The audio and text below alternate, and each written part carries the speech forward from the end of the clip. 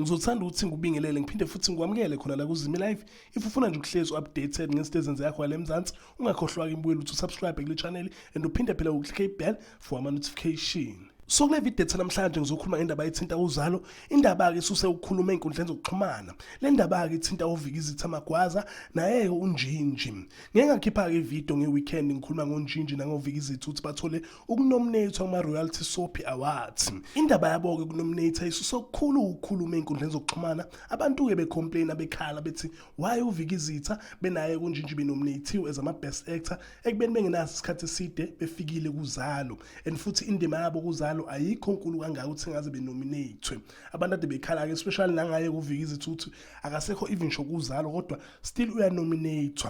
Bayabuza bethi why nganominate Nosipho, why nganominate Nkunzi, why nganominate uGabisile. Abantu asebenesikhathi befikile kuZalo. Indaba lokho trend ngiyathemba ukuthi uyabona nje ama comment lapha escreen abantu becomplaina ke ngakho ukunominate kaNjinji naye ke uVikizitha. uNjinji uthole ukunominate kwi-Viewers Choice Best Actress and then uVikizitha uthole ukunominate kwi-Viewers Choice Best Actor. So abalandeli baluzana impela bakhalile ukuthi wayenganominatwanga uNkunzi naye uGabisile or Nosipho or enye actor Uzalo sinesikhathi ifikile.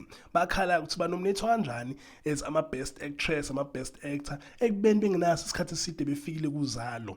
Ngikhulumile ngama award ukuthi azodlala nge-25 March ngo-8 ku-SABC 1. So njalo ke imbuyela indaba abantu abaziyo ke bona abaphathi bawo ama Royalty Soap Awards bayazi ukuthi banominate abantu abanjani, bafuna ama character akanjani, map futhi ama character deserve ukunominate. Ayibona akabaziyo banazo izathu maybe ukuthi why benominate uNjinji then uGabisile, why benominate uVikizitha then uNkunzi. Ngicela ungitsheleke imbuyelo ukuthi ngicabanga nini ngayo ke le ndaba ama awards. Ngabe oNkunzi noGabisile noNosipho noSibonelo noMondli nje onke lama actors ala sinesikhathi afika ngabe barobhile yini na? Ngicela ungitshele nje uvo lakho ukuthi wena ubona kanjani yonke le situation. Ngabe ngempela ku right nokuthi benominate uVikizitha naye kuNjinji ekubeni bengenaso isikhathi eside bekuZalo futhi nje yena kuVikizitha akasekho kuZalo. Ngabe ku right nokuthi bebanominate but njengoba bengishilo ke before ukuthi abantu abaziyo ibona abaphathi bawo ama Royalty Soap Awards, ibona abantu abathatha inqumo bayazi character it deserve ukunominate as i-best actor or i-best actress.